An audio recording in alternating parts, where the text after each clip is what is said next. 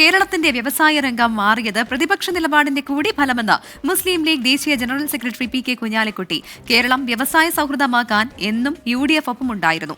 Silver line വിവാദ പദ്ധതി ആയതിനാൽ ഇപ്പോൾ പ്രതികരിക്കുന്നില്ല എന്നും പി കെ കുഞ്ഞാലിക്കുട്ടി പറഞ്ഞു.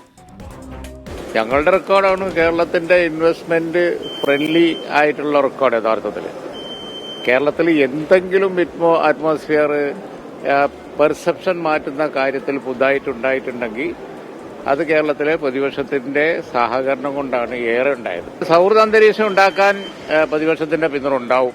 വളരെ ക്ലാരിറ്റിയോട് കൂടി ഞങ്ങൾ പറഞ്ഞതാണ്. പക്ഷേ ഇല്ലാത്ത കാര്യങ്ങൾ ക്ലെയിം ചെയ്താൽ ഞങ്ങൾ അതിനെ കൗണ്ടർ ചെയ്യും.